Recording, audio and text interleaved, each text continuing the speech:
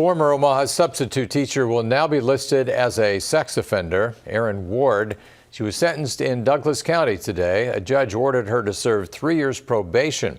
She pled no contest to child abuse as part of a plea deal. Last spring, Douglas County deputies arrested Ward after finding a student from one of the high schools she worked at in her car undressed.